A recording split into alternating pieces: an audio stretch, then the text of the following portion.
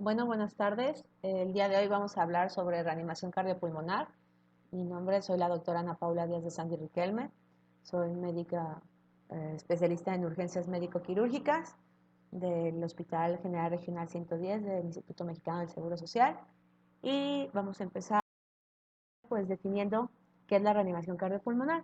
Esta pues es una serie de acciones que vamos a realizar que mejoren las posibilidades de la supervivencia después de un paro cardíaco. ¿Cuáles son los objetivos de esta reanimación? Pues principalmente preservar la vida, recuperar el estado de salud, aliviar el sufrimiento del paciente y limitar la discapacidad que pueda estar cursando la enfermedad que llevó al paciente al paro cardiorrespiratorio. Y sobre todo, y muy importante, siempre respetar las decisiones y derechos, así como la privacidad de los pacientes. Criterios para no iniciar RCP, muy importante. Esos son aspectos éticos, lo pueden ver en el capítulo de la AJA. Realmente, en todo paciente que tenga una instrucción válida de no ser reanimado, en situaciones que podrían poner importante al rescatador en riesgo de lesiones graves o peligro mortal, en pacientes que presenten signos de muerte irreversible como rigoris morti, decapitación o vividez en sitios de declive, y donde no se puede esperar un beneficio fisiológico, dado que las funciones vitales se han deteriorado a pesar de un tratamiento máximo y para condiciones como el choque séptico o cardiogénico que sean de manera progresiva. Las fases fisiológicas es muy importante entender la fisiología, si entendemos, todo tiene un porqué. Entonces, valoraremos la fase eléctrica, este corazón aturdido, realmente el organismo a falta de hipoperfusión tenemos que se da en los primeros 4 minutos. Las células tratan de llenar toda la energía posible, el ATP, conservarlo. Y sería cuando realmente entre más tiempo sea más corto el tiempo precoz, en este caso una desfibrilación sería efectiva, incluso 15 a 20 segundos puede presentar inicio de taquicardia ventricular o fibrilación ventricular, y esto con el objetivo de si en la fase eléctrica, en los primeros 4 minutos, se ha asociado a la terapia eléctrica a una supervivencia del 95%, e incluso sin desfibrilación, cada minuto que va pasando, como vamos a ir viendo en las siguientes fases, disminuye el 10% de la supervivencia. Por lo general, no llegamos a esta fase eléctrica, realmente en lo que se activa el código azul, pero es cuando realmente tendríamos que tener la identificación oportuna, ahorita lo vamos a mencionar en los eslabones. Pasamos ya a la fase circulatoria, hay reducciones de niveles de energía críticos, y es cuando realmente aquí el objetivo de esta fase circulatoria, las compresiones efectivas, y ya tener nuestro carro rojo para una desfibrilación temprana. La supervivencia también, conforme va avanzando, les digo, va del 22 al versus 15% quienes no recibieron compresiones. Por eso es muy importante, una vez determinando que el paciente está en paro, activar nuestro código azul y empezar con compresiones efectivas antes que otro manejo, antes que la vía aérea, antes que el estado neurológico, primero compresiones efectivas. Y por último, una fase metabólica, que esto transcurre entre los 8 a 10 minutos, y hay un daño de isquemia, precisamente porque ya no hay aporte del suministro sanguíneo, y hay que valorar si hay recuperación del pulso y cuidados del daño isquémico. Si el paciente pasa de la fase circulatoria a la fase metabólica, podemos optimizar adecuadamente una buena reanimación, pues cuidado que tendremos posteriores a todo lo que es el efecto de isquemia reperfusión. Código azul, como les comentaba, muy importante, son las fases de actuación. Es importante, obviamente, detectar. Una vez que detecto, el paciente está en paro, no responde, no hay pulso, activo mi sistema de emergencias, ya sea de manera intrahospitalaria o extrahospitalaria. Entonces, aviso, notifico y empiezo a actuar. Toda esta la acción que yo tome, las compresiones efectivas. Una vez que llega mi equipo, tenemos por lo general, hablando en el ámbito hospitalario, siempre hay un código Omega en el cual ya están designadas las funciones de cada uno de los miembros del equipo. Y esto es muy importante, reevalúo. Estamos haciendo cosas físicas, mecánicas, pero también estar pensando, esto es en el momento, tienes que estar pensando lo que estoy haciendo y qué es lo que el paciente llevó al paro, y tratar las causas que puedan ser reversibles del paciente que lo llevó al paro cardiorrespiratorio. Y por último, si esto fue efectivo, hacer una evaluación concienzuda, el debriefing, entre todo el equipo de reanimación para anotar realmente cuáles fueron los errores o limitantes que tuvimos en la reanimación para poder hacer una retroalimentación y así mejorar las siguientes eh, actuaciones en un paciente en paro cardiorrespiratorio.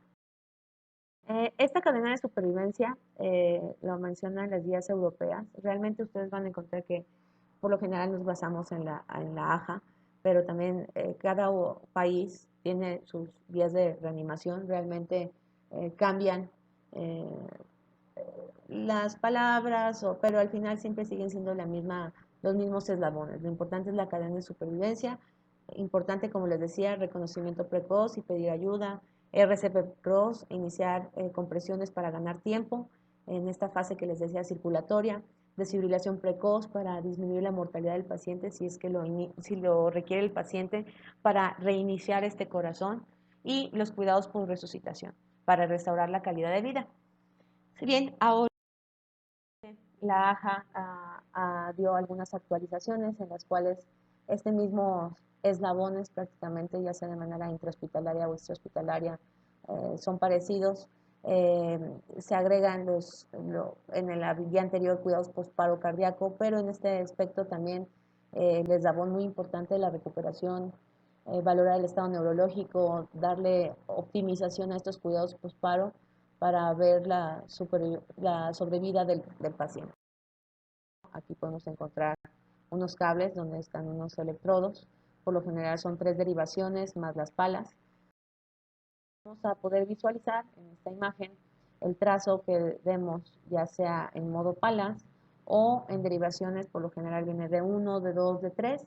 Y esto es muy importante porque al momento de estar dando las compresiones, si el paciente está conectado con los cables en el pecho y ponemos las palas, tenemos que modificar aquí la función en la pantalla.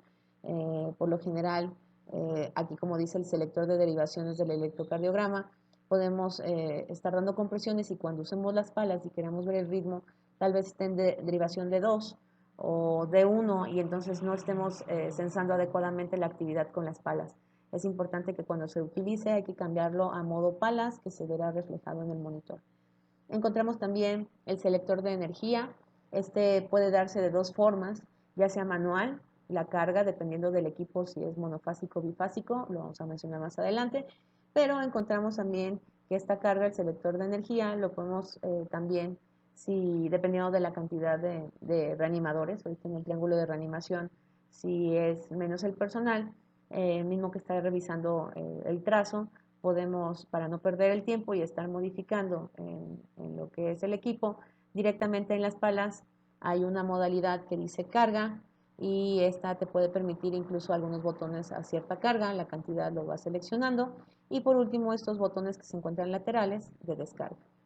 También encontramos importante, a veces necesitamos algo que se llama el registro de papel, en el cual por lo general en la parte lateral del equipo viene para introducir un rollo de papel de electrocardiograma y poder en la cuestión de monitorizar algunas veces algunas arritmias o algún trazo muy rápido, fibrilación ventricular muy fina, o incluso determinar el paro final, que sea, por ejemplo, en una sistolia o que queramos ver una actividad eléctrica continua, podemos dar el registro e imprimir y da la reproducción de una tira larga de la derivación.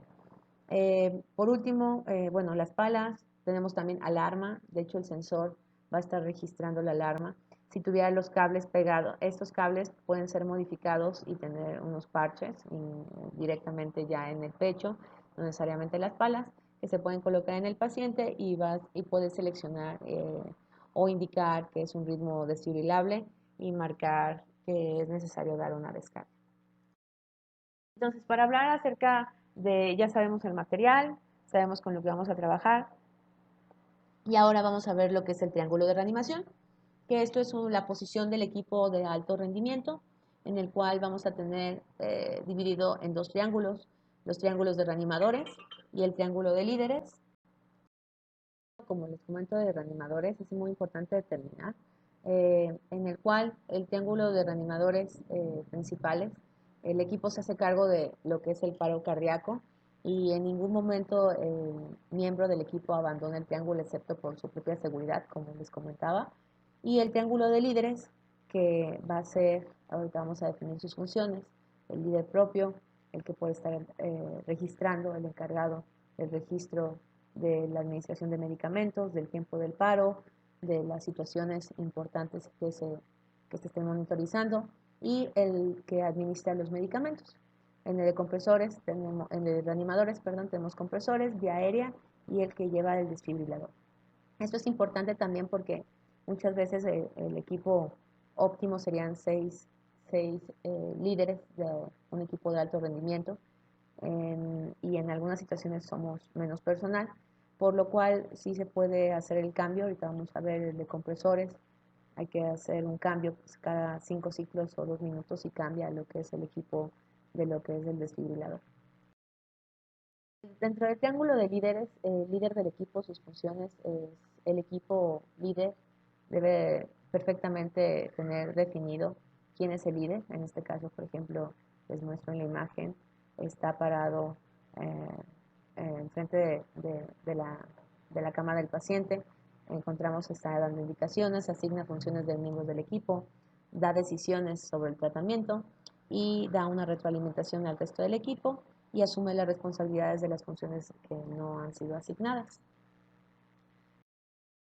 El triángulo de líderes, el que administra medicamentos, tenemos que es el rol del proveedor de soporte vital avanzado.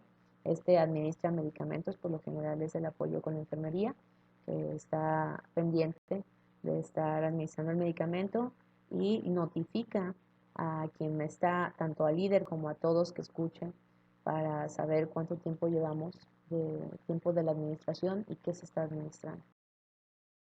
El encargado de registro, encontramos dentro del triángulo de líderes, este registra, es muy importante, registra la hora de las intervenciones y medicamentos, avisa cuándo se debe de llevar a cabo las próximas intervenciones, el cambio de reanimador, es muy importante, la administración de medicamentos, cuánto tiempo ha transcurrido, cuántas desfibrilaciones se han dado, la duración y también interrupción de las compresiones y transmite sobre todo estos datos al líder y al resto del equipo para que todos estén en sincronía sobre el evento de la reanimación cardiopulmonar.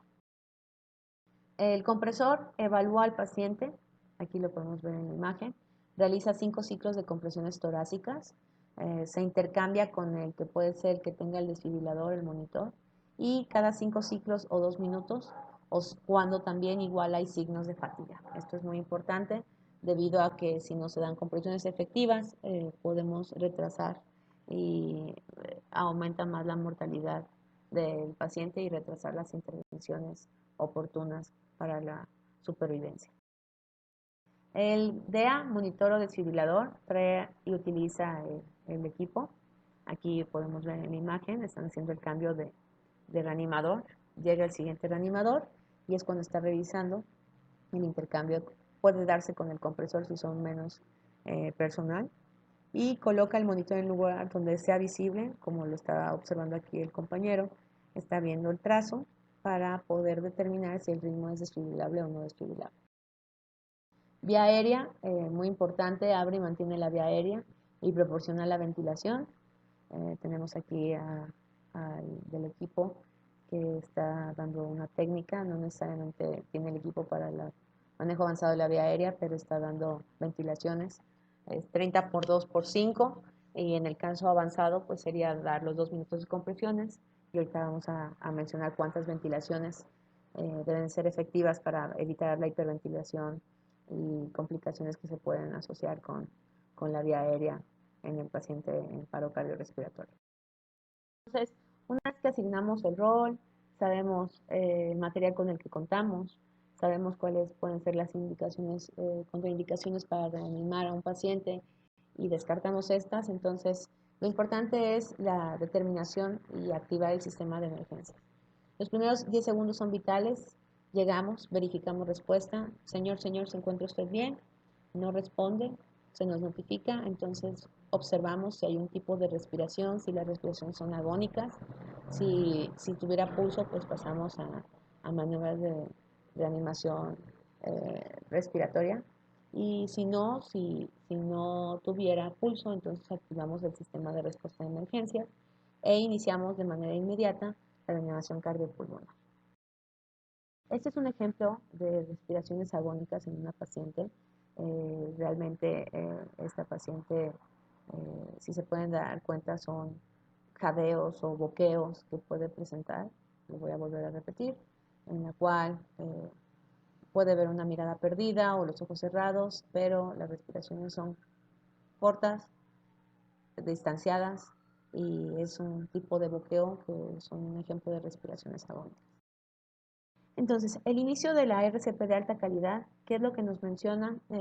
En este algoritmo, a diferencia del manejo de la mayoría de los pacientes que llevamos un orden, una ABC, lo importante aquí es cambiar al algoritmo CAB, o sea, la circulación es vital. Unas compresiones torácicas de 100 a 120 compresiones por minuto, con una profundidad mínima de 5 centímetros, 2 pulgadas, que permitan la descompresión torácica. ¿Esto con qué objetivo? Nosotros vamos a tratar de hacer una forma mecánica de tratar de bombear y aumentar la perfusión coronaria, para poder llevar un adecuado suministro o el mínimo requerido para la irrigación cerebral. Y mientras hacemos todo esto, determinar las causas que pudieron llevar al paciente al paro cardiorrespiratorio y revertirlas. Es importante reducir el mínimo de pausas de compresión debido, ahorita vamos a ver un ejemplo, a que si se reduce o no son efectivas, disminuimos esta presión de perfusión coronaria, y otorgar también una adecuada ventilación. Cuando no hay una vía aérea asegurada, la relación son compresiones, ventilaciones, 30 compresiones, 2 ventilaciones con su bolsa, válvula, mascarilla, y esto es por 5 ciclos. Esto equivale a 2 minutos. Entonces un reanimador está dando las 30 compresiones, 2 ventilaciones y menciona el ciclo 1, esto lo va registrando el que lleva la bitácora. Es muy importante que todos estén conscientes de sus funciones, y en un tiempo determinado de 2 minutos. Es importante también mostrar también una adecuada colocación de las manos para poder dar adecuadas compresiones. Estas van a ser situadas en lo que es el medio esternal. Tenemos la imagen en la cual vemos la posición, tiene que ser el impulso con el apoyo de la articulación de la cadera, que permita un ángulo hacia arriba y hacia abajo para las compresiones, siempre con los brazos rectos, y permitir el empalme de las manos, como se ve en la figura, para poder en el medio externar dar el adecuado peso, soporte, y permitir las compresiones y la expansión del. Si se dan cuenta, las compresiones efectivas, como lo vemos aquí en este video, vemos que los brazos están rectos, está haciendo el apoyo con la cadera y permite de arriba hacia abajo dar las compresiones efectivas, que con una profundidad de 5 centímetros con el talón de la mano permite esta compresión. Vemos la imagen y la relajación para que así podamos aumentar esta perfusión coronaria y llevar el suministro sanguíneo adecuado. Si se pueden dar cuenta en la imagen, unas compresiones efectivas va aumentando las compresiones, entonces llevamos un flujo adecuado en la cual va a caer en el momento, va a disminuir cuando demos las ventilaciones. No hay perfusión, pero vuelve a reiniciarse otra vez cuando hay compresiones, y se retorna esta perfusión. Por eso es importante dar de 100 a 120 compresiones por minuto, estas compresiones efectivas, y evitar el mínimo de interrupciones. Recordar que la presión de perfusión coronaria es la relación entre la presión diastólica de relajación de la aorta y la presión diastólica de la relajación de la aurícula. El objetivo de las múltiples compresiones es para optimizar la presión de perfusión coronaria, y a mayor presión de perfusión coronaria, pues mayor supervivencia, y el objetivo durante la reanimación cardiopulmonar, para obtener un retorno adecuado de la circulación espontánea, se ha demostrado que junto con esas compresiones, evitando las interrupciones, llevamos a una presión de perfusión coronaria mayor o igual a 15 durante la reanimación. Esto nos dará un adecuado retorno a la circulación espontánea. Muy importante, puede variar. Este es ejemplo anatómicamente, siempre van a ser localización en el medio external, pero les pongo el ejemplo de pacientes, por ejemplo, esta es una embarazada. Realmente es importante embarazadas, obesos, que tengan ascitis, que tenemos mucho tipo de ese tipo de pacientes, realmente localizar dar la localización anatómica. Por ejemplo, recuerden que vemos estas dos imágenes y podríamos pensar cuál de las dos sería la correcta. Realmente recuerden que ya sean embarazada o en estos casos que pueda haber obesidad, puede haber un desplazamiento del diafragma y esto posicionar lo que normalmente podríamos ver en un paciente normal, la localización del medio external, en este tipo de pacientes estar más elevado por la elevación del diafragma. Entonces es muy importante, les digo, la localización para dar compresiones al. Lo que les comentaba de la tabla rígida, muchas veces en el medio hospitalario no contamos con un buen soporte de las camas, entonces del lado lateral, como les comentaba, del carro rojo, encontramos la tabla para que esto permita la posición más plana o recta y así el compresor pueda dar compresiones efectivas de alta calidad y permita esta adecuada perfusión. Es importante también determinar lo que es la terapia eléctrica. Es importante saber que el monitor, el DEA, lo que vemos, tiene varias funciones, sobre todo para valorar trastornos del ritmo cardíaco. Aquí podemos utilizarlo en modalidad de la función de cardioversión, en algunos casos de arritmias, en desfibrilación, como es la fibrilación ventricular o taquicardia ventricular sin pulso, en la cuestión de paro cardiorrespiratorio, o también tiene la modalidad de marcapasos para pacientes con bradicardia sintomática. Lo que les comentaba es muy importante tener en cuenta, ya viene de hecho marcado, uno dice esternón y el otro apex, pero también les vuelvo a mencionar el mismo ejemplo, todos tienen que ir derecha en el segundo espacio intercostal en esternón e izquierda en el quinto espacio intercostal en la línea media axilar anterior. Esto que permite, si recuerdan la configuración anatómica del corazón, este órgano, si lo vemos como un cono, permitimos que haya, dependiendo, recuerden el vector cardíaco va de atrás hacia adelante, de arriba hacia abajo, de derecha a izquierda. Entonces, la colocación adecuada de las palas, nos podemos dar cuenta también que podemos dar una adecuada descarga de energía. Si se dan cuenta en esta imagen, por ejemplo, lo que les digo, la posición correcta de poner las palas permite que si las colocamos adecuadamente puede llegar este impulso eléctrico al corazón. A diferencia de la posición incorrecta, pues no abarcaría como tal todo este músculo y serían descargas eléctricas ineficaces para volver a recuperar el ritmo del paciente y de tener un adecuado retorno a la circulación espontánea. De los aparatos tenemos dos tipos, según el tipo de energía lo dividimos en monofásicos. Se descarga una corriente unipolar, una dirección que tiene un flujo de corriente, va de un solo sentido, por eso es un mono o unipolar. La dosis habitual que maneja el aparato es de 360 joules y hay una sola, como les digo, una sola onda. Trifásicos, estos descargan la corriente que fluye en dirección positiva durante un tiempo determinado antes de revertirse y en dirección negativa durante los restantes milisegundos de la descarga. Realmente no hay diferencia entre un equipo y el otro. Lo que sí es importante es la cantidad de descarga de energía y la adecuada implementación en el tiempo que se requiera. En este caso de los bifásicos encontramos que puede ser de 120 hasta 200 joules y si se desconoce la cantidad de carga de energía, usar el máximo disponible que marque el mismo aparato. Entonces, Esto es muy importante porque, como les comentaba, si recuerdan la fisiología, esta forma de la fase circulatoria, la fase de que hay una reperfusión, encontramos lo que es la curva de Drinker y esta se relaciona entre la supervivencia al paro cardíaco súbito, que muchas veces puede ser con una fibrilación ventricular, y el tiempo transcurrido desde el colapso hasta la desfibrilación. Por eso es muy importante lo que se menciona de compresiones efectivas y desfibrilación precoz. Si nos damos cuenta, en el minuto cero prácticamente es un 100%, pero conforme va pasando el tiempo en esta gráfica, va pasando los minutos, disminuye lo que es la supervivencia del paciente.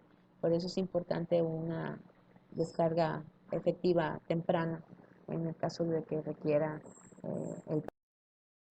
Es importante reconocer, aquí no es cuestión de interpretación como tal de un electrocardiograma de 12 derivaciones, sacarle el eje, sacarle la frecuencia cardíaca, no. Esto sí es de memoria, prácticamente todo el mundo debe de memorizar este tipo de imágenes. Dentro de los ritmos desfibrilables encontramos la fibrilación ventricular.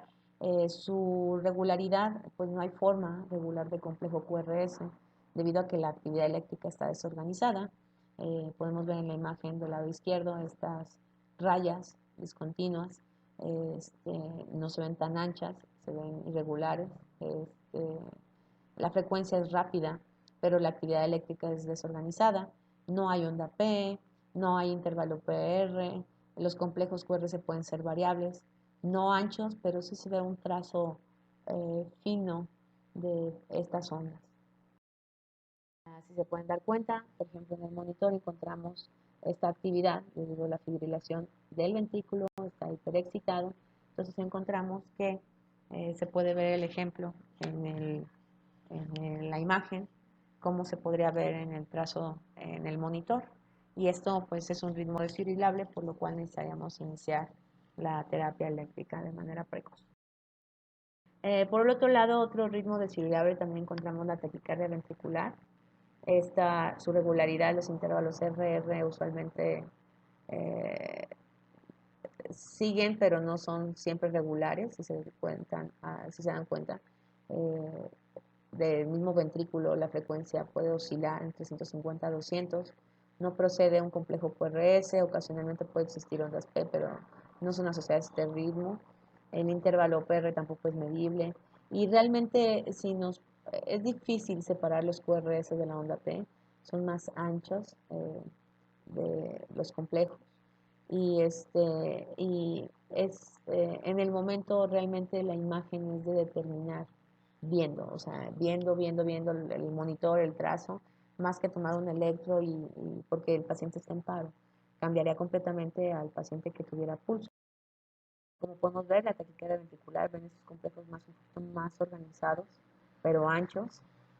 Viene de un punto ectópico de lo que es el miocardio y una de las variantes de esta taquicardia de complejos ventriculares del ventrículo puede ser de manera irregular, la famosa torsada de puntas, en la cual podemos ver estos complejos, si se imaginan eh, un resorte en el cual lo distienden completamente, lo tratan de distendir, ven algunas formas que se generan amplias y otras pequeñas y otra vez amplias, entonces se llaman complejos irregulares. No es regular, la frecuencia ventricular usualmente puede ser de 150 a 200 latidos por minuto, no hay presencia de la onda P, el intervalo PR no es presente, y como les digo, los complejos del ventrículo son variables, no se forma como tal el QRS. Es ancho y luego pequeño y luego otra vez ancho, eh, por eso la forma es irregular. Y de los ritmos no desfibrilables encontramos lo que es la sistolia y la actividad eléctrica sin pulso, que puede ser cualquier actividad siempre y cuando no tenga pulso. La sistolia pues puede ser una línea plana, no hay frecuencia, no hay onda P, no es capaz de medir algo, no hay QRS presente. Y esto es muy importante también, la sistolia, un punto importante dentro de la diferencia, a veces hay una fibrilación ventricular fina que a veces en el movimiento, por eso es importante poner adecuadamente las palas para ver el trazo, puede confundirse con la sistolia y realmente son mínimas imágenes, muestras pequeñitas que muestran como la fibrilación ventricular. Entonces, por eso cuando tengan duda realmente en lo que continúan con las compresiones para no parar en la reanimación, pueden imprimir ese trazo de papel y determinarlo ya viéndolo en físico, porque a veces en el monitor es difícil. Estos son algunos casos excepcionales, pero prácticamente de la diferencia entre la fibrilación ventricular fina y la sistolia. Y la actividad eléctrica sin pulso, realmente, como les decía, puede ser toda actividad eléctrica. Lo que más se menciona en la bibliografía son los ritmos idioventriculares, ritmos de escape ventricular, ritmos idioventriculares post-desfibrilación o incluso un ritmo sinusal, pero que no haya presencia de pulso. Incluso podemos ver elevación del segmento ST y sospechar la causa, pero aún así, si no hay pulso, es actividad eléctrica sin pulso. Es muy importante que antes de desfibrilar tengamos en cuenta que pues esta terapia hay que colocarla, como les decía, modo palas. Tenemos que seleccionar en el monitor. Hay que retirar la ropa del paciente, evitar que haya contacto con metal, con la ropa, con alguna superficie que no esté en contacto directo para que permita esta descarga, es directo hacia la piel. Pero ojo, hay que poner gel transductor. Si no se pone, le pones una descarga de energía, puede causar quemadura, lesión y es importante en el carro, debe encontrarse el gel transductor. Ojo, no frotar las palas, esto es muy común y lo vemos en la televisión. Puede causar una descarga o un error, no está indicado frotar las palas. Se coloca con tu guante, le ponemos gel y se trata sin tocar las palas entre los dos contactos de metal, poner con la mano en una sola pala el gel y en el otro también. Y es importante antes de desfibrilar, siempre cuando voy a avisar, hay que retirar dispositivos de oxígeno. No quiere decir que saquemos el tubo, vamos, si estamos ventilando al paciente, la bolsa, válvula, mascarilla, o ya está conectado, está con el tubo orotraqueal, o el dispositivo avanzado, es retirar nada más el suministro de oxígeno y avisar siempre de la descarga. Dentro de las formas de avisar de la descarga hay variables. La que más utilizamos es atención, carga lista, fuera yo, fuera tú, fuera todos, descarga y avisamos. Entonces, esto permite que el que esté comprimiendo, el que esté en vía aérea, el que esté administrando medicamentos, todos los que estén cerca del paciente, se retiren del paciente y permitir la descarga y que no haya accidentes en la desfibrilación. En cuestión es importante lo que les comentaba, cada minuto en fibrilación ventricular sin tratamiento, quiere decir sin la descarga óptima, disminuye la sobrevida en un 7-10%. Y una fibrilación ventricular sin tratamiento va a generar asistolia. La desfibrilación termina la arritmia. Obviamente la taquicardia ventricular o la fibrilación ventricular pues son arritmias, pero estas no reinician la función miocárdica, están deteniendo, están ayudando a resincronizar este corazón que está en esta arritmia. Y el reiniciar inmediatamente con presiones después de la descarga, esto es muy importante. Con lo que les decía de reiniciar la función miocárdica, esto también se va a basar en las compresiones, en los medicamentos, en determinar cuál fue la causa de paro y poder dar solución para así poder obtener retorno a la circulación espontánea. En lo que es cuestión de vía aérea, la ventilación asistida ya cuando el paciente pasamos de 30 por 2 por 5, una vez que se asegura la vía aérea, que esta no es prioridad, lo importante, como les decía, es CAB, pero por eso hay ciertos, los líderes en el equipo, una vez que asegure vía aérea, la ventilación asistida es una ventilación cada 6 a 8 segundos, durante son de 8 a 10 por minuto. Entonces, estoy contando, ventilo, 1, 2, 3, 4, 5, 6, 7, 8 o 6, les digo 6 a 8 y ventilo. Hay que evitar, ¿cómo se llama?, dar excesivas ventilaciones.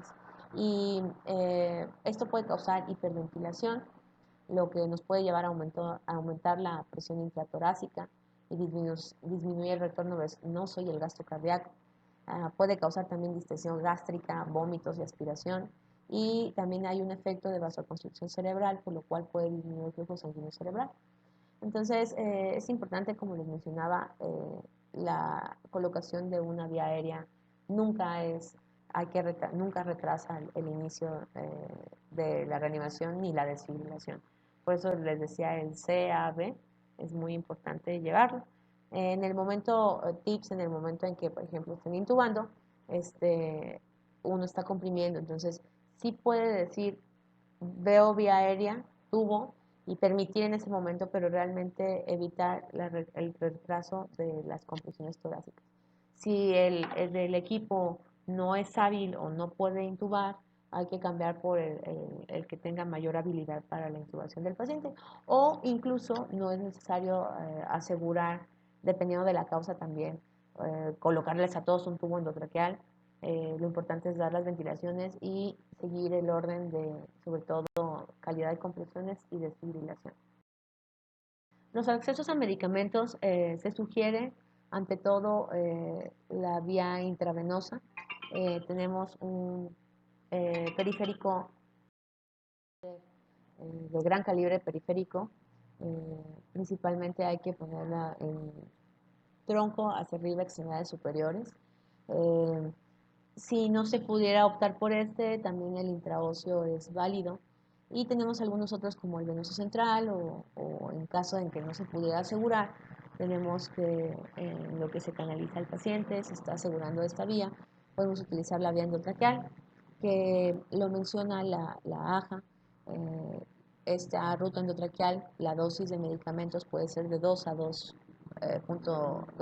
y media veces de la dosis IV recomendada, y siempre hay que pasar, ya sea periférico, intraóseo, central, pasar un bolo seguido de solución de agua estéril o solución salina, en los casos de periférico, intraóseo, venoso, de 10 a 20 cc de solución, o en este caso vía endotraqueal de 5 a 10 mililitros, para que permita que el medicamento no se quede en el excipiente, que no se quede en la vía y que pueda llegar a la circulación.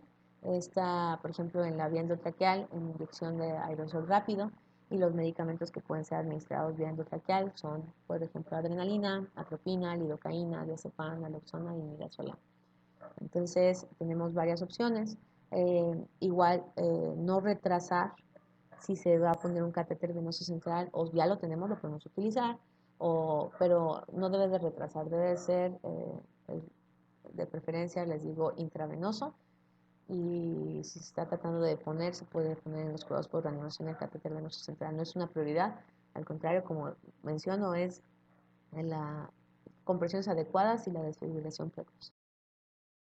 ¿Cuáles son los fármacos que podemos utilizar en la reanimación cardiopulmonar? Realmente son 4, no es necesario aprendernos.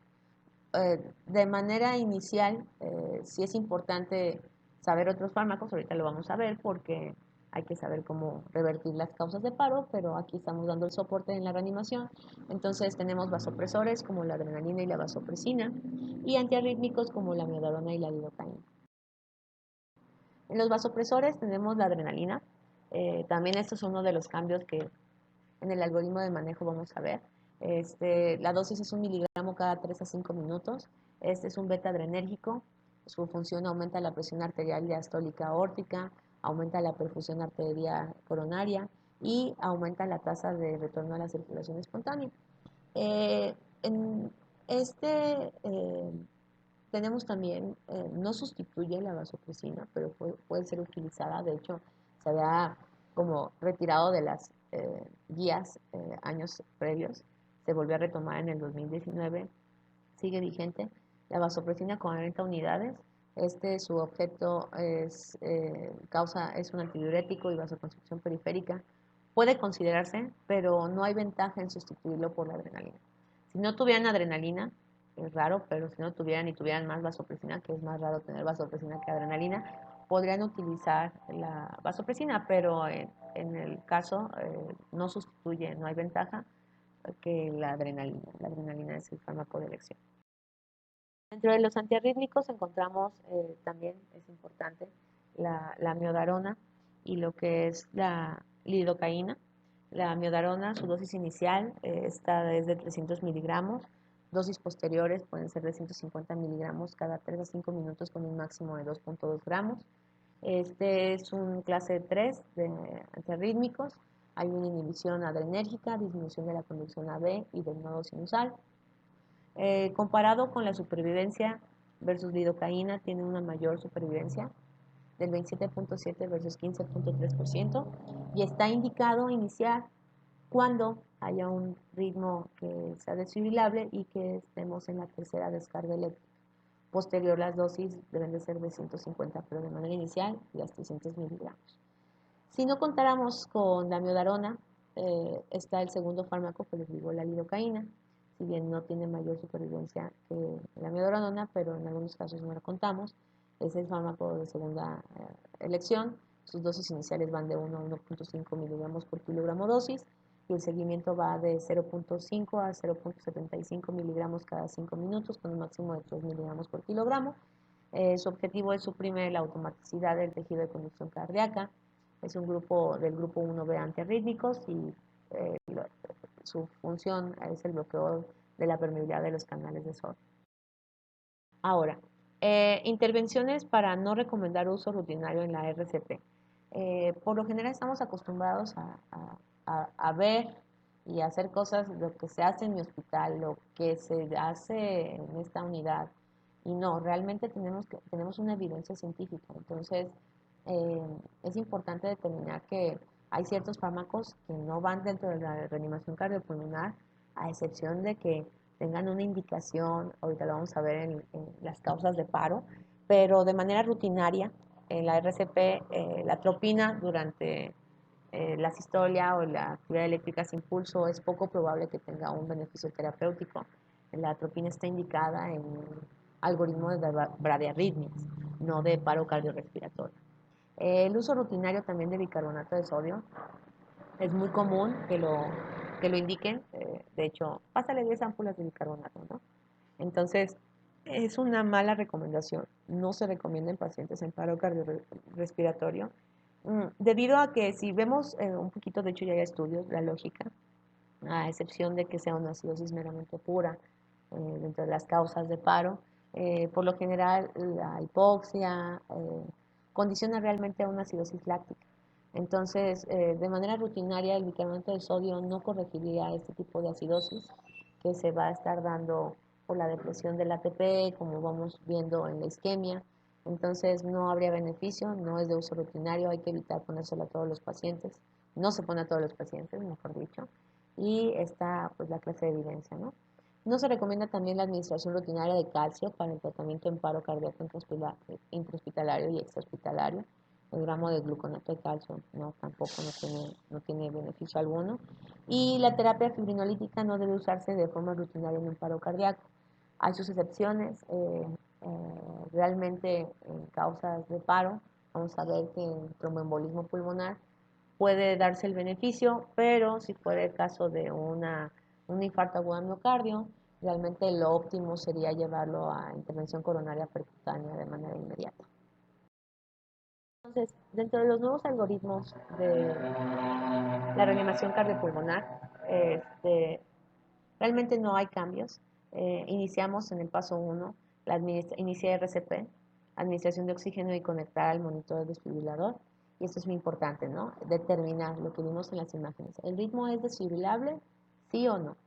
Sí, lo que se actualizó o se recomienda es que en el algoritmo, si el ritmo no es desfibrilable, encontramos asistolia o actividad eléctrica sin pulso, la adrenalina lo antes posible, 2 minutos de reanimación cardiopulmonar, obtener el acceso intravenoso o intraóseo y administrar continuamente cada 3 a 5 minutos la adrenalina.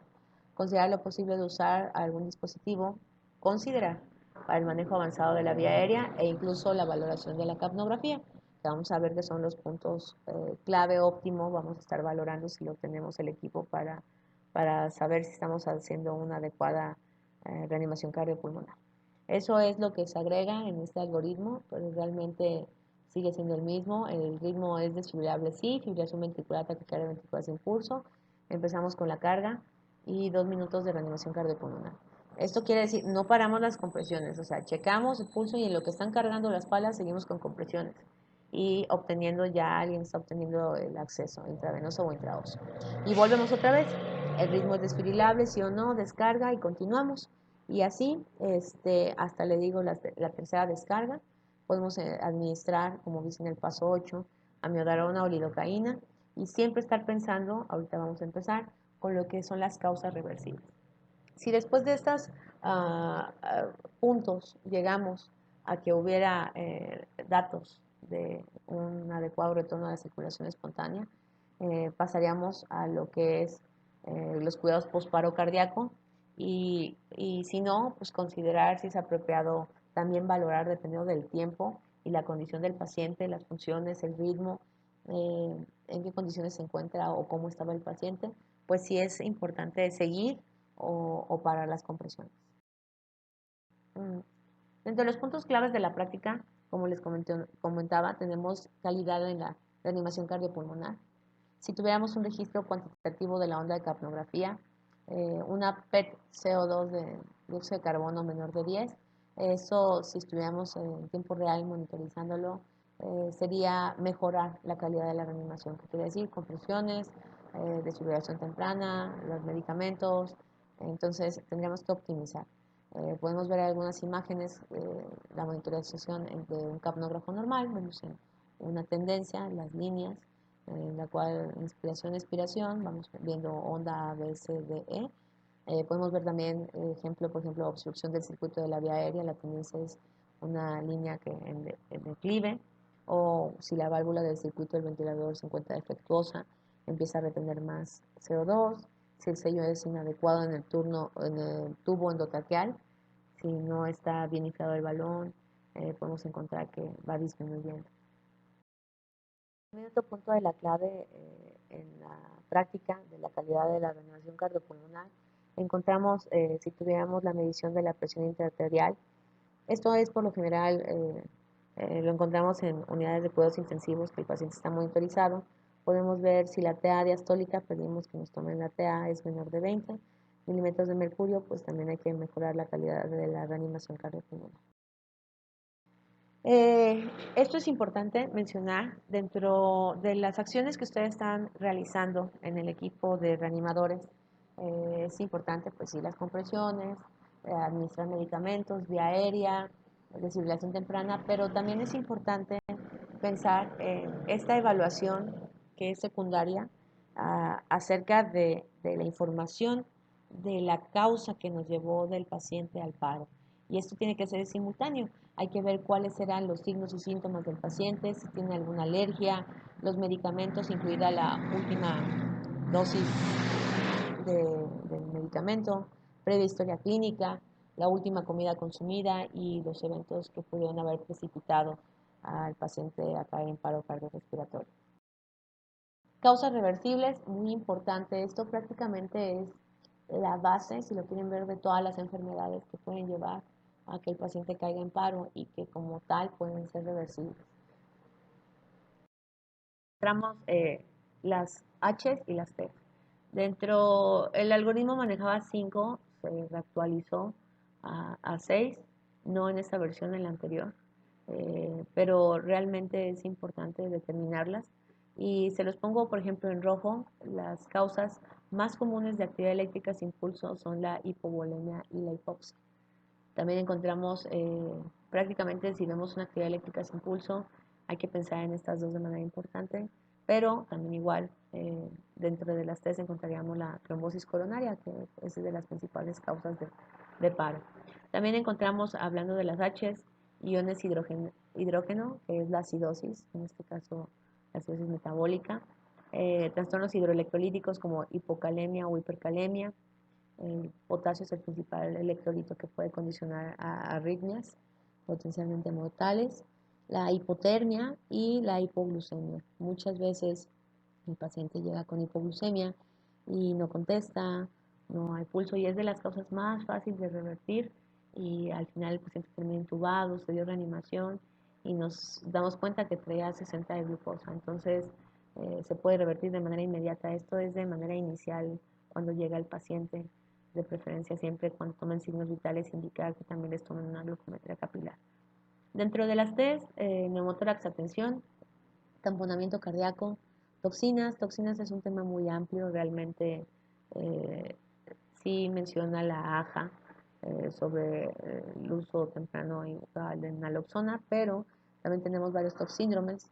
Esto es de los más difíciles, sería identificar los principales junto con la clínica, por eso es importante hacer un buen interrogatorio o la causa que presente el paciente, los signos previos, síntomas, para poder determinar si hay algún antídoto o algún tratamiento para poder revertir la causa de paro.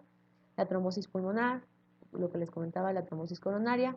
Y ojo, el trauma no reconocido dentro de las lesiones potencialmente mortales, un trauma no reconocido, también si podemos revertirlo, esta es una de las otras, el eslabón, el sexto que se agrega en las test de las causas reversibles. Ok, entonces, si bien en la AJA no lo menciona, pero es importante, no, siempre me ha quedado como que da por default, ¿no? El tratamiento, pero sí recordar, ¿no? O sea, cuál es el tratamiento de esas causas, porque lo estoy pensando, estoy actuando y estoy indicando. Entonces, hidrogeniones. Si fuera acidosis, una acidosis metabólica severa se considera cuando hay un pH menor de 7.1, un bicarbonato menor de 6, algunos lo mencionan en la literatura menor de 10, sobre todo en enfermedad renal. Eh, en este caso, como calcular o pásale por tanto, en tanto tiempo, cuánto es lo que tenía, ¿no? Realmente la fórmula, lo que menciona lo normal, menos lo medido por peso, por un factor que puede ser de 0.4, y son para tratar de revertir esta acidosis.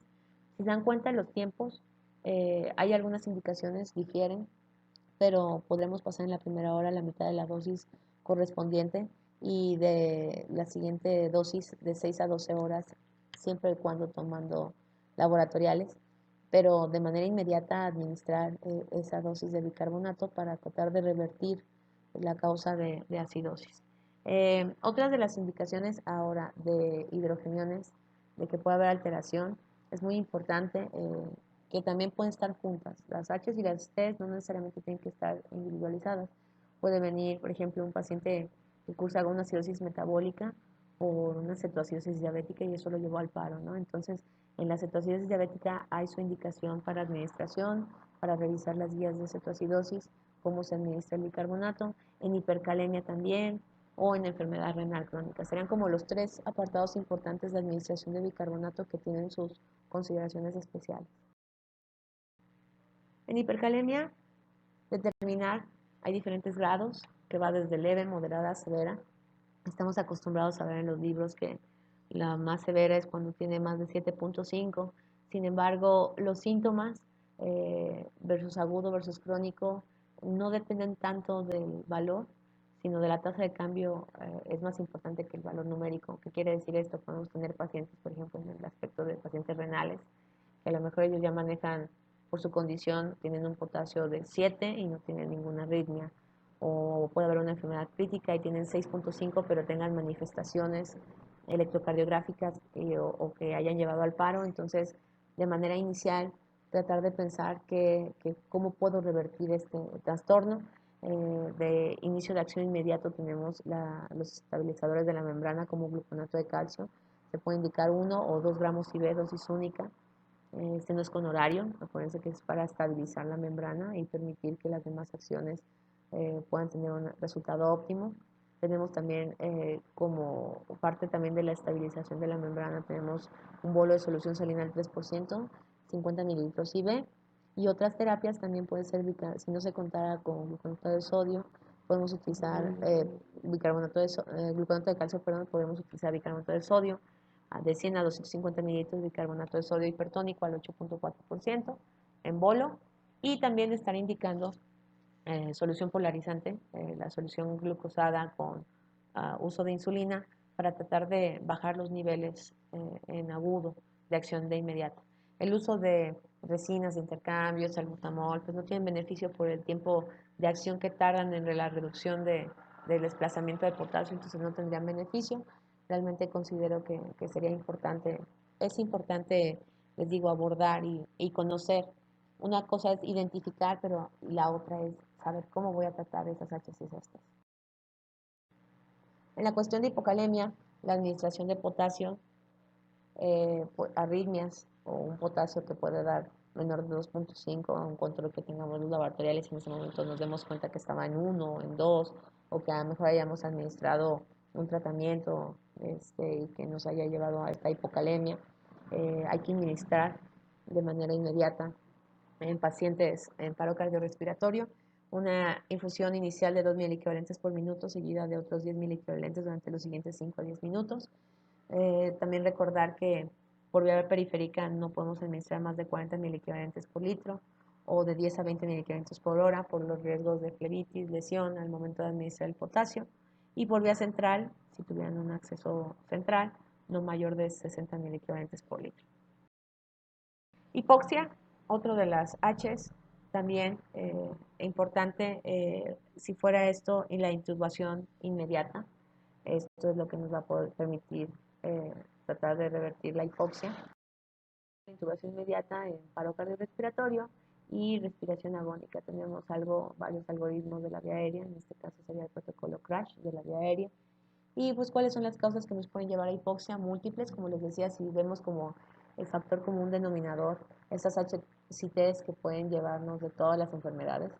Por ejemplo, en hipoxia, procesos de llenado alveolar como un edema agudo pulmonar, una neumonía, hemorragia, enfermedades vasculares pulmonares, enfermedades de obstrucción de la vía aérea central, enfermedades de la obstrucción de la vía aérea distal, un cuerpo extraño que pueda causar que haya hipoxia, hipoventilación, que el paciente, por ejemplo, esté conectado ya y esté ventilado o que no tenga oxígeno, entonces que no le dé una adecuada ventilación, también puede llevar a causa de hipoxia, disminución del impulso central como drogas o sistema nervioso parasimpático o disminución del abuso de músculos respiratorios que no permitan el adecuado intercambio de oxígeno, entonces eso nos puede llevar a hipoxia y sería la forma más rápida, pues la intubación inmediata para revertir esta causa de paro. Hipoglucemia, hay múltiples guías que hablan acerca de los niveles. Conforme va descendiendo la glucosa, podemos tener hipoglucemia sintomática, pero niveles por debajo de 70 lo pusimos como hipoglucemia. Si tienen la oportunidad, como les decía, checar y no tiene ningún otro factor, por eso es importante preguntar su último alimento, qué síntomas tuvo, determinar. Y ahí pues podríamos administrar de manera en agudo glucosada IV, el 50% de 25 a 50 cc en bolo. En cuestión, por ejemplo, en pacientes que tienen afección hepática como alcohólicos, se puede administrar también 100 miligramos IV de temina. Si hubiera hipoglucemia por sulfonilureas, podemos administrar como causa, como antídoto de octreotide. Si no hay vía IV, podemos dar glucagón de 1 a 2 miligramos subcutáneo o intramuscular. Y si se sospechara en la cuestión de una insuficiencia adrenal o hipoglucemias persistentes, podríamos darle continuidad con uso de corticoides como hidrocortisona de 100 a 200 miligramos IV. La hipovolemia es un tema muy amplio, podemos encontrar pérdidas desde gastrointestinales, el paciente que llega con una gastroenteritis, vómitos, diarrea o hipovolemia en el aspecto de sangrado tubo digestivo, drenajes en pacientes postquirúrgicos, pérdidas renales como uso de diuréticos, diuresis osmótica en el caso, por ejemplo, de la cetoacidosis o el estado hiperosmolar, nefropatías perduras de sal, hiperaldosteronismo, pérdidas tegumentarias como sudoración profusa o quemaduras, incluso otras condiciones como oclusión intestinal, síndrome de crash o aplastamiento, lesión que puede dar rhabdomiolisis, fracturas, pancreatitis aguda, todo, hay múltiples causas de hipovolemia, será la restauración adecuada de líquidos en el paciente. Aquí también es importante, siempre lo menciono, que tenemos fases de terapia intravenosa. Esto ya es algo muy conocido. Este estudio viene desde el 2014 y hablaba acerca del uso inapropiado de fluidos que tenemos en el hospital, que si en un país primermundista había un uso inadecuado del 20%, imagínense nosotros. Y no es por discriminar, pero realmente no tenemos un adecuado manejo o eslabón de tratamiento. Realmente a todo mundo es, póngale su suerito, ¿no? Canalícenlo y póngale 1000 para una hora, 1000 para dos, 1000 para tres, ¿no? Hay que recordar que los líquidos, como las soluciones como el oxígeno, son fármacos.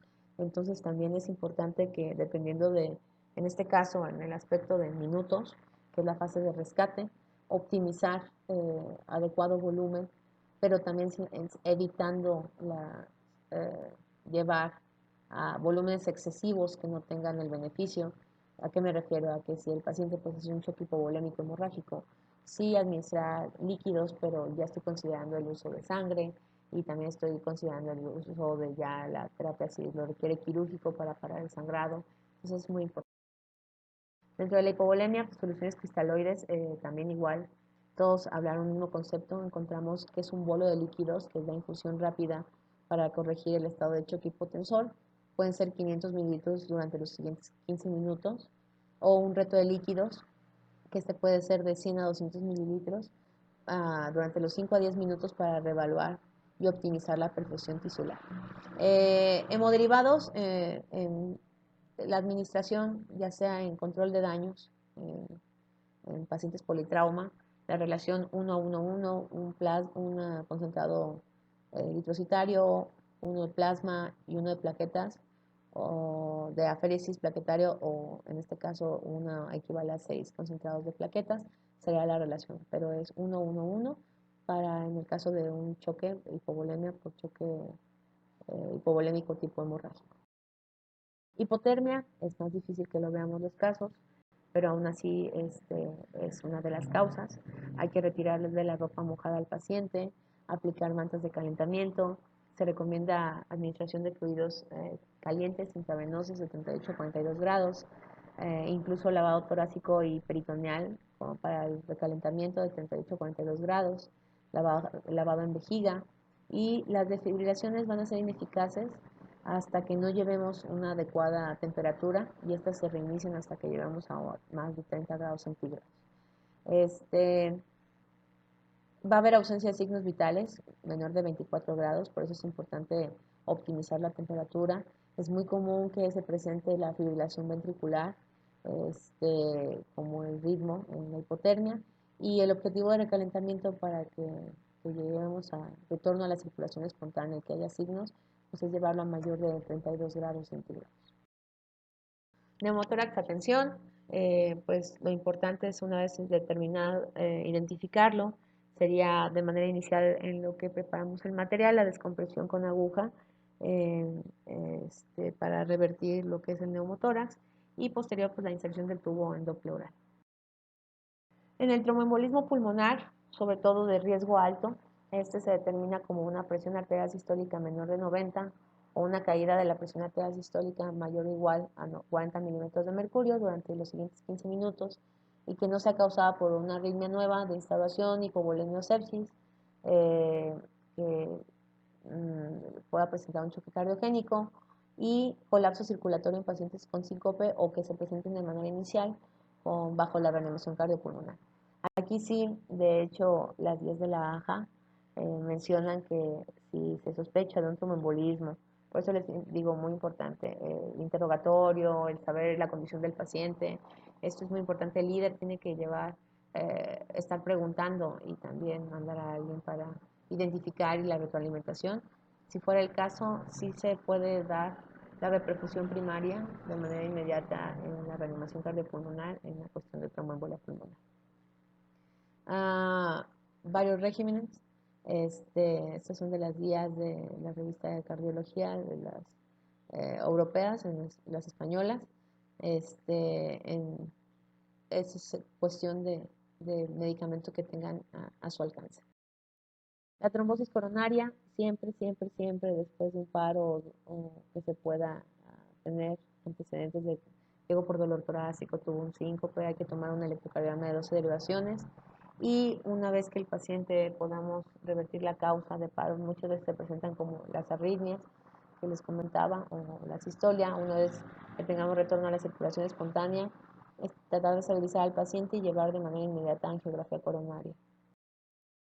Taponamiento cardíaco, datos por ejemplo incurgitación yugular, ruidos cardíacos apagados, hipotensión de manera inicial y que lo requiera si el paciente esté inestable porque lo condicionó a que esté en paro, realizar la periocardiocentesis de manera inmediata para poder revertir el tamponamiento cardíaco. Tóxicos, como les decía, existen múltiples tóxicos, antídotos, pero lo importante aquí es determinar los principales toxíndromes: simpático-mimético, anticolinérgico, alucinógeno, opioide, sedativo, hipnótico, colinérgico, serotoninérgico, y realmente ver dentro del interrogatorio, tratar de llevar a la causa. Y estos pueden ser causas de RCP básica prolongada o llevarlo a una RCP extracorpórea, utilizar balón de contrapulsación intraórtica, diálisis renal, emulsiones de intravenosa de lípidos, antídotos de fármacos específicos. Es un poquito más complejo, pero sí pensar por lo general en los principales toxíndromes y sus antídotos. Corregir los trastornos electrolíticos que pueden estar asociados, puede ser un toxíndrome y también puede haber hipercalemia o hipocalemia, y completar con agentes específicos el tratamiento de estos toxíndromes. Trauma no reconocido, también, como les mencionaba el ACLS, volvemos a repetir: neumotórax a tensión, neumotórax abierto, tórax inestable y contusión pulmonar, tamponamiento cardíaco y hemotórax masivo. Prácticamente son las lesiones potencialmente mortales de manera inicial en la edad TLS que tienen que pensar para, para descartar. Igual las lesiones secundarias, como les digo, un trauma no reconocido puede llevar al paciente a paro cardiorrespiratorio. Y ahora sí, una vez que implementamos esto, estamos pensando, seguimos al líder, estamos administrando medicamentos y lo importante sería regresar a la restauración de la circulación espontánea, que es cuando hay pulso y presión arterial. Podemos encontrar ya un aumento repentino y sostenido de la presión de la capnografía de la presión de CO2 mayor o igual de 40, y podemos encontrar ondas de presión arterial espontáneas con monitorización intraarterial. Ahora, el eslabón del año pasado que se agregó de las guías anteriores a estas es muy importante: el cuidado post-reanimación. Es muy común, nos sentimos muy héroes, lo sacamos de paro, hicimos todo lo posible, pero el mantenimiento de los cuidados óptimos van a permitir que el paciente no vuelva a caer en paro, a corregir las causas que lo llevaron a paro. Hace mucho recuerdo en una rotación cuando me encontraba de residente en la OMAI de Pedia, de hecho, decía uno de los directivos cuando pasábamos visita: si el monitor suena es porque algo tiene. Un monitor, una alarma, suena por algo, ¿no? Y es lo mismo, hacemos a veces caso omiso: baja la alarma, es lo mismo, aquí hay que estar pegados, siempre hay que estar pegados al paciente. El paciente te va a indicar. Si no damos adecuados cuidados de reanimación, el paciente va a volver a caer en paro. Entonces, es lo mismo: manejo de la vía aérea, colocación temprana de tubo endotraqueal. En la fase de iniciación se divide en dos: fase inicial de estabilización y manejo continuo y actividades de emergencia adicionales, que es el último eslabón que también en este año lo actualizó la AJA, pero de manera inicial, controles de parámetros ventilatorios, comenzar con 10 ventilaciones por minuto, llevar a una saturación de oxígeno de 92 a 98%, una presión parcial de CO2 de 35 a 45, controlar los parámetros hemodinámicos, llevar a una presión arterial sistólica mayor de 90, una PAMA arriba de 65, si se requiere uso de vasopresores, iniciar, y siempre realizar un electrocardiograma de 12 derivaciones. Después de esto, manejo y continuo de las actividades de emergencia adicionales, pues considerar la intervención cardíaca de emergencia si hubo un paciente con infarto agudo a miocardio o un caso de choque cardiogénico inestable. Si requiere asistencia circulatoria mecánica, derivamos. Y sí, sigue instrucciones, despierto, hay que darle otros tratamientos críticos. Si no y está comatoso, la valoración neurológica, la optimización de temperatura, obtención de un ataque cerebral, monitoreo de electroencefalograma, otros tratamientos críticos, y evaluar y tratar rápidamente las etiologías, como les digo, reversibles, e incluir la asesoría con expertos para el tratamiento continuo. En un mundo ideal, de manera ideal, todo paciente en paro, posparo, tendría que acudir o terminar en una unidad de cuidados intensivos en donde se esté monitorizando. Y como les comentaba, estos son las recomendaciones de neuropronóstico. También esto es muy importante porque me ha tocado ver que estamos dando compresiones y están viendo pupilas, llevamos 15 minutos, la causa que pudiera ser, y ven pupilas midriáticas y ya están haciendo una valoración neurológica ya de que no, ya no tiene mejoría, no, o sea, no es, la valoración neurológica no la podemos hacer hasta mucho después. Hay que llevar adecuado tratamiento de la temperatura, un recalentamiento adecuado, si hay que llevarlo a hipotermia terapéutica. Si se dan cuenta, si ven en la imagen el tiempo después del retorno a la circulación espontánea, no podemos hacer un diagnóstico sino hasta las 72 horas después, para ya hacer una evaluación neurológica con más estudios, para determinar realmente el pronóstico, el neuropronóstico del paciente. Y pues todo esto, tratar de limitar las lesiones que pueda haber por pues al final hubo una causa que llevó al paro cardiorrespiratorio y determinar el síndrome por reanimación, que es una entidad clínica única que se produce como consecuencia de la aplicación de las maniobras que nosotros hicimos y que después el paciente consigue retornar a la circulación espontánea en una víctima de parada cardíaca. Esto se divide en fases, entonces, como les decía, al principio hubo una limitante de perfusión, hubo un bajo gasto cardíaco, una resistencias vasculares periféricas, hubo hipoxia. Entonces, después del retorno a la circulación, otra vez vuelve a haber circulación, eh, sustancias, mediadores inflamatorios. Entonces, es importante determinar, para, como les digo, no vuelva a caer en paro el paciente, limitar las lesiones que puedan estar en curso, darle un soporte sistémico, prevenir la recurrencia del paro cardiorrespiratorio, y lo podemos dividir en fase inmediata en los primeros 20 minutos después de la reanimación, una fase temprana que van de 6 a 12 horas, intermedia hasta 72, y ya como les decía, un pronóstico agregándose con las medidas neurológicas, pues de ver la recuperación y la rehabilitación de este paciente en paro cardiorrespiratorio que tuvo retorno a la circulación espontánea. Por último, el eslabón, encontramos dentro de las acciones que hay que hacer, el debriefing, que es analizar las acciones y la reflexión de procesos de pensamiento, habilidades psicomotrices y emocionales para mejorar o mantener su rendimiento. En este caso, el equipo identifica las áreas de oportunidad para implementar estrategias, por ejemplo, que no teníamos un carrito a la mano de reanimación, que no había ciertos tubos, que no se había revisado el material, que no se tenía asignadas las funciones. No es con el objetivo de regaño, es con el objetivo de mejorar. Por eso es una retroalimentación. Y el líder lo hace hacia el personal del equipo de apoyo, y también el líder recibe recomendaciones. Siempre es muy importante indicaciones que dar. No gritar, no correr, no empujar. Soy así como en un sismo, terremoto, pero realmente cuando un paciente cae en paro, todo el mundo lo piensa y así actúa. Entonces, es importante dar indicaciones claras, eh, determinar cada uno de sus funciones. Todos son importantes. Realmente uno considera a veces que el líder es el más importante, pero no, en realidad todos. Y si lo vemos como importancia, el compresor es uno de los puntos y pilares más importantes. Compresiones efectivas salvan vidas.